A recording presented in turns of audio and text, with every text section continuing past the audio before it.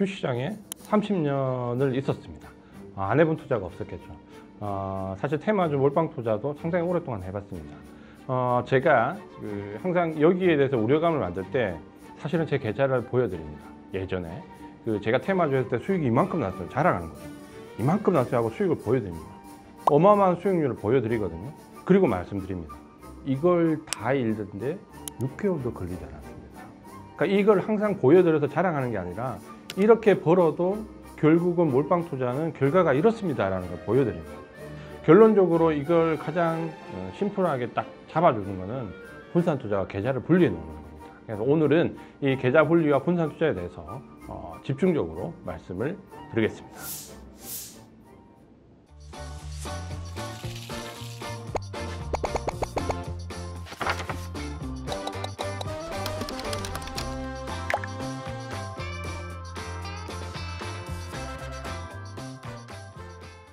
이번 2회차 때는 지난번에 말씀드렸던 부분의 연장선상인데, 그렇다면 현실적으로 우리 개인 투자가 분들이 투자에 접근할 때 특히 중요한 부분이 뭐냐면 사실 이 계좌 관리입니다. 이 계좌 관리를 저는 이렇게 봅니다. 그러니까 우리 개인 투자가 분들이 보시면은 잘 하시는 이 계좌 관리를 하시는 분들은 아주 극단적으로 계좌 관리를 잘 하시고요. 그 다음에 좀 아쉽지만 대다수의 우리 개인 투자가 분들은 계좌 관리를 거의 안 하십니다. 거의 안 하시고, 또 어떤 때는 이런 얘기도 또 많이 들으시고, 뭐냐면 금액이 작을수록 집중 투자를 해요. 그래서 뭐 사실 계좌 관리고 뭐고 할 거 없이 그냥 몰빵 투자를 해요. 그러니까 이런 얘기도 사실 이제 많이 나오는데, 뭐 맞다 안 맞다 이런 틀리다 아니다라는 논쟁을 떠나서 저는 계좌 관리는 반드시 필요하다라고 봅니다. 항상 이제 논쟁이 되죠. 시드머니가 작으면 집중 투자를 해야 된다. 시드머니가 크면 분산 투자를 해야 된다. 이게 이제 가장 기본적인 생각인데, 저는 개인적으로 생각할 때 집중 투자는 개인 투자자분들이 하기 어렵습니다. 그러니까 분산 투자를 해야 되는데, 이건 시드머니의 크기가 크거나 작거나에 관련이 없습니다. 분산 투자를 해야 되는 가장 큰 이유는 내가 항상 합리적인 선택이나 투자에 대한 방향에서 항상 맞을 수가 없습니다. 오를 수가 없습니다. 어떤 경우는 내가 판단을 오판할 수도 있고요. 또는 내가 매뉴얼대로 했는데도 불구하고 시장이 비이성적으로 흐를 때도 있습니다. 사실 최근 같은 경우잖아요. 최근에 보면 실적 시즌에 들어와서 미국 시장이나 우리 증시를 보면 실적에 따른 펀더멘탈을 거의 주가에 반영하지 않습니다. 최근에 나온 레포트 자료를 보면 실적이 좋게 나온 경우가 80%가 넘는데, 이 80% 넘는 경우가 실제 주가에 반영되는 비율, 이번 2분기 비율이 불과 0.2%밖에 상승이 안 나옵니다. 그러니까 거의 반영 안 시켜주는 거거든요. 그러면 내가 실적과 관련돼서 투자를 했는데도 불구하고 지금 구간에서는 손실이 날 수밖에 없죠. 근데 만약에 내가 집중 투자를 해서 이걸 한 번에 비이성적인 투자에서 모든 돈을 잃었다. 그러면 상당히 그 부분을 극복하기 어렵습니다. 그래서 분산 투자라는 거는 내가 좀 틀린 선택을 하든 잘못된 선택을 하든 시장이 비이성적으로 흐르든 결국 거기에 결과에 크게 관련 없이 일관된 매매를 할 수 있게. 그래서 오늘 말씀드리는 이 계좌 관리는 금액이 크고 작고를 떠나서 반드시 필요하다. 이 부분을 말씀을 좀 드리고 싶습니다.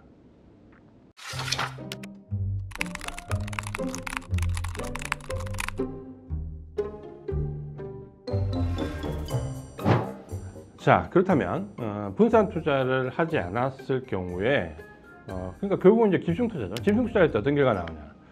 뭐 아니면 도죠. 우리가 뭐 도박과 관련된 영화들이 한때 유행해서 많이 봤잖아요. 결국 어떠냐면 승부를 보는 거죠. 그러니까 승부사의 기질적인 부분을 가지고 주식을 대하는 거죠. 이번에 집중 투자해서 예를 들어서 오케이 수익이 났어. 그다음에 또 그 다음에 또 집중 투자해서 수익이 나서 수익이 났어. 근데 이 투자를 가만 보면 절대 한 번이라도 잃으면 안 됩니다. 그러니까 계좌가 분리되어 있고 분산 투자 같은 경우는 잃고 버는 것을 반복해 나가면서 손실이 나는 금액보다 이익이 나는 금액이 더 크면 됩니다. 그러니까 잘 생각해 보시면 결국 계좌 분산되어 있으면 손익비의 개념의 싸움입니다. 그러니까 내가 당연히 잃고 벌고를 반복하는데 버는 게 더 많으면 된다라는 개념으로 가면 되거든요. 그럼 한두 번 잃는다고 해서 큰 문제가 되지 않습니다. 그러니까 이 손익비 싸움인데, 근데 집중 투자는 어때요?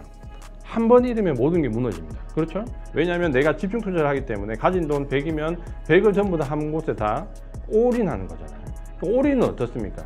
지면 안 되는 거잖아요. 그러면 결국 올인이라는 거는 어떤 싸움입니까? 손익비 싸움이 아니라 승률 싸움이 되는 거죠. 그러니까 결국은 우리가 주식 투자에서 항상 그 양대 산맥처럼 딱 갈리는 경우가 내가 손익비 싸움을 할 거냐 승률 싸움을 할 거냐입니다. 근데 주식 투자를 해보면 손익비 싸움은 재미가 없습니다. 지루하거든요. 근데 승률 싸움은 짜릿짜릿하죠. 그 순간순간에. 왜냐하면 테마주라든지 단기 급등 종목 따라다니면 올인해서 하루에 20% 30% 먹으면 굉장히 짜릿짜릿하죠. 그러니까 이 결국 손익비 싸움과 승률 싸움인데 대부분 테마나 짧은 매매를 따라다니시는 분들은 승률 싸움이죠. 그러면 집중 투자를 한다는 거는 결국에는 승률 싸움입니다. 근데 제가 항상 강조드리는 게 있죠. 뭐다? 내가 아무리 운이 좋다라고 하더라도 동전 뒤집기 해서 안면 맞추기를 계속하면 결국에는 뭡니까? 승률은 정해져 있습니다. 승률이 바뀌진 않아요. 내가 아무리 운이 좋아서 50%의 승률에서 앞쪽에 80%, 90% 나오면 뒤쪽에 10%, 20% 나밖에 안 나오는 거죠. 그러니까 승률은 바뀌지 않습니다. 어떠한 경우에도. 그러면 답은 정해져 있는 거죠. 집중 투자를 했을 때. 계속 10번 중에서 9번을 이기다가 마지막 한 번을 지면 그건 지는 싸움이 되는 거죠. 그러니까 이 차이가 굉장히 크죠. 생각해보면 아주 단순하고 아주 결과는 명확합니다. 그래서 금액이 크든 작든 집중 투자보다는 우리 개인 투자분들도 당연히 분산 투자를 하시는 게 훨씬 더 주식 투자에서 유리합니다.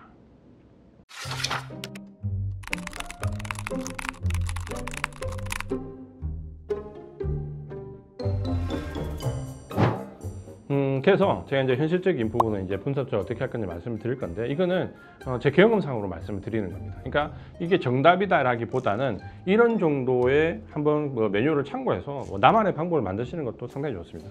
그러니까 저는 일단은 분산 투자를 복잡하지 않게 딱 세 가지로 생각합니다. 그러니까 어떤 식의 세 가지냐면 우리 개인 투자분들이 내가 한 달에 주식에 투자한 돈이 1,000만 원이야. 혹은 내가 한 달에 주식에 투자할 수 있는 돈이 10만 원이야 라고 하더라도 저는 이 세 가지를 지키시는 게 좋다고 보는데 첫 번째는 저는 장기 적립식 투자는 꼭 하시라고 말씀드립니다. 그러니까 이 장기 적립식 투자는 사실 우리나라에서 결과가 좋다 좋지 않다 굉장히 논란이 되는데 사실 좋지 않았던 부분이 많은 것도 사실입니다. 그러니까 장기 적립식 투자는 반드시 할 수 있는 상품이 제한적입니다. 제가 이 장기 적립식 투자에서 먼저 한 가지 예를 말씀드리고 그 다음 투자를 한번 이 부분에 대해서 다시 말씀드릴게요. 어떤 부분이냐면 제가 처음 주식을 접한 게 중학교 때입니다. 중학교 때 저희 아버님이 그 공무원이신데 그때 저희 아버님이 공모주, 그때는 공무원들한테 공모주를 강제로 반할당하듯이 이렇게 했었잖아요. 그래서 그때 저희 아버님이 그 공모주를 받으셨는데 그때 저희 아버님이 한국전력을 받았어요. 만약에 저희 아버님이 포스코를 받았다. 그러면 제가 지금 이 자리에 없죠. 거의 준재벌급으로 됐을 건데 제 아버님이 한국전력을 받으셨거든요. 놀라지 마십시오.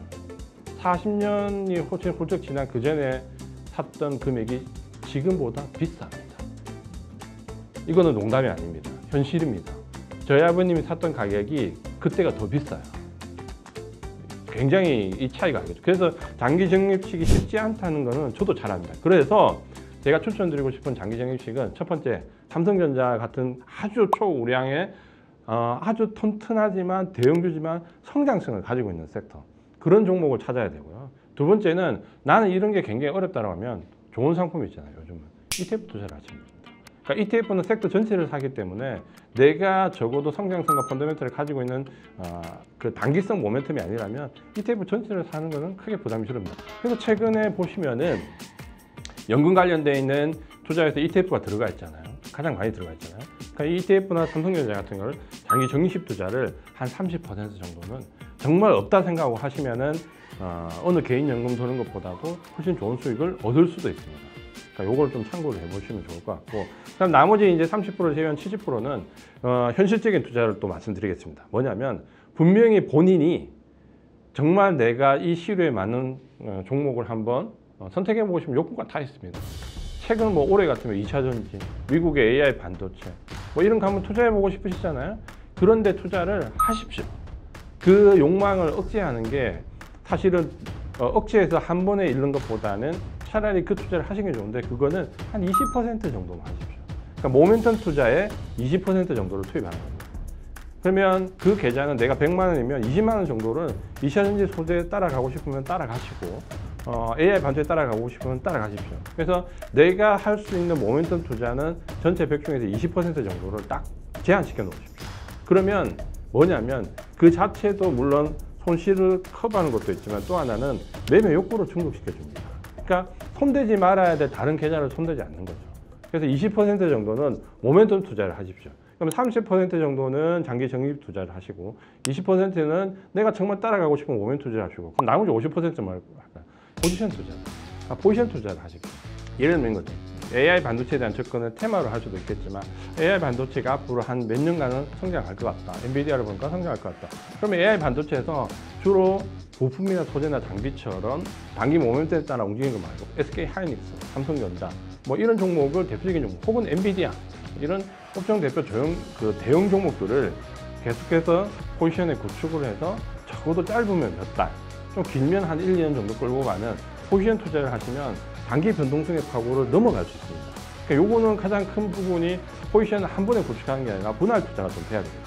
그래서 분할 청산 좀 되면 50% 정도는 이런 포지션 투자를 하시기를 좀 권유를 드리고 싶습니다. 그러면 내가 100이 있다고 생각되면 장기 적립식 투자의 30%, 그 다음에 정말 내가 따라가고 싶은 모멘텀 투자의 20%, 그리고 이 단기 변동성, 증시의 사이클을 넘어서는 포지션 투자의 한 50%, 이렇게 세 가지 정도만 구성을 하시는 것도 하나의 방법입니다. 물론 교과서적으로 우리가 얘기해 볼 수 있는 아주 자잘한 모든 투자, 분산 투자를 할 수 있겠지만 가치 투자에 배당 투자에 모든 게 가능하겠지만 사실 잘 생각해 보면 이 포지션 투자 업종 대표주는 대부분의 배당주가 해당이 됩니다. 그리고 업종 대표의 성장성을 가지고 있는 섹터고, 그 다음에 모멘텀 투자는 우리가 철저하게 단기 모멘텀에서 테마를 따라가는 거죠. 그럼 이렇게 하면 어느 정도 내 자산이 주식 투자를 하더라도 혹은 시장이 많이 흔들리더라도 안정적인 구조를 좀 갈 수 있고, 또 모멘텀 투자가 나의 매매 욕구를 상당히 충족시켜 줍니다. 그러면 하나의 팁을 드리면 뭐가 중요하냐면, 예를 들어 이 세 가지 방법을 투자하잖아요. 그거는 계좌가 달라야 됩니다. 각각의 적립용 계좌, 그리고 모멘텀용 계좌, 그리고 포지션용 계좌, 이렇게 분리를 해놔야 되는 거죠. 그래야지만 어떻게 될까요? 내가 모멘텀 투자 20에 들어갔는데 고점에 물려서 나머지 금액도 물타기 하는 그런 경우를 미연에 방지할 수 있겠죠. 그 계좌 안에 있는 것만 잃으면 끝이 나는 겁니다. 모멘텀 투자는. 더 이상 투입할 돈이 없으면 물타기를 못 하는 거죠. 근데 이게 모든 게 한 계좌 있다? 그러면 우리가 중간중간 물타기를 하죠. 그래서 계좌를 아예 분리를 시켜놔야지만 이런 부분을 막을 수 있죠. 그래서 계좌 분리가 우리가 분산 투자할 때 가장 필수적인 요소입니다. 그래서 분산 투자는 계좌까지 분리가 되어 있어야 한다. 이 부분을 강조를 드리고 싶습니다.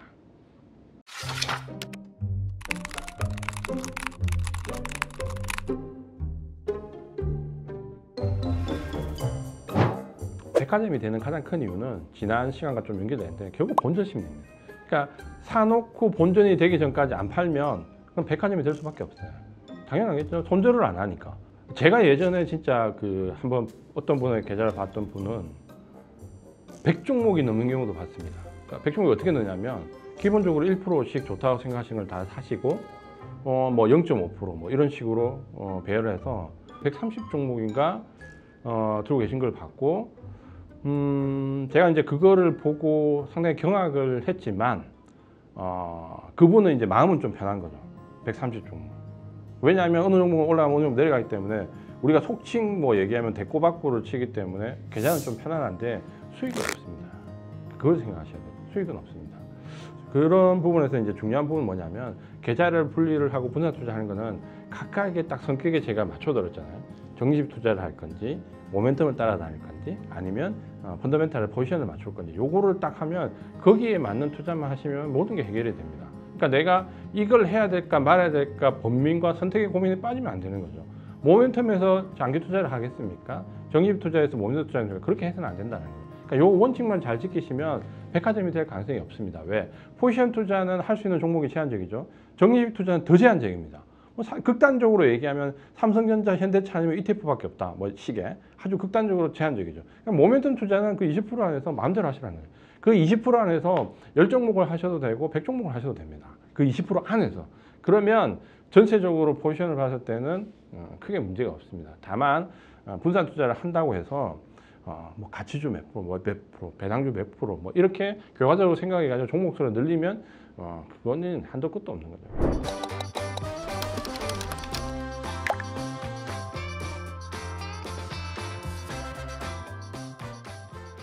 자, 이번 시간에 이렇게 좀 마무리를 하고요. 다음 시간에는 그러면 이 연장선상에서 손절을 대하는 자세 혹은 손절을 대하는 방법, 과연 내가 손절을 어떤 시점에서 해야 되고 어떻게 해야 되고 손절 이후 대응은 어떻게 해야 될 거냐 라는 부분과 함께 재매수에 대해서도 제가 좀 말씀을 드리려고 합니다. 다음 시간에. 이게 굉장히 중요한데, 제가 볼 때 그 기관 투자가와 개인 투자가의 가장 큰 차이점은, 기관 투자가는 진입과 진출이 자유롭습니다. 그러니까 예를 들어서 내가 오늘 하이닉스를 샀어, 내일 매도해서 그 다음날 또 하이닉스 살 수 있어요. 근데 우리 개인 투자자분들은 내가 하이닉스 샀는데 이걸 손절 주고 팔았는데 그 다음날 다시 못 삽니다. 그러니까 왜 이런 부분에 괴리감이 나는지, 손절을 대하는 자세와 방법에 대해서, 그리고 기회 요인을 어느 정도 찾을 수 있는 것과 찾을 수 없는 것의 차이를 좀 말씀을 드리려고 합니다. 항상 주식 투자는 노력하는 사람은 절대 배신하지 않습니다. 저는 이 부분에 대해서는 정말 확신하거든요. 그래서 심리도 노력으로 극복할 수 있다는 것도 역시 마찬가지고요. 여기서 배우는 내용들도 어쩌면 제가 뭐 잘났거나 많이 알아서가 아니라 사실은 저 스스로에게 하는 다짐일 수도 있습니다. 저도 지금 현재 트레이더로서 메인 잡을 가지고 있기 때문에 역시 마찬가지고요. 기술적 분석 오류에서 10년간 헤매봤기 때문에 거기서 나온 경험으로 항상 말씀을 드리는 것하고 아주 편안하게 기분 좋게 들으시면 좋을 것 같습니다. 다음 주 손절에 대한 자세에서 찾아뵙도록 하겠습니다. 이재환이었습니다.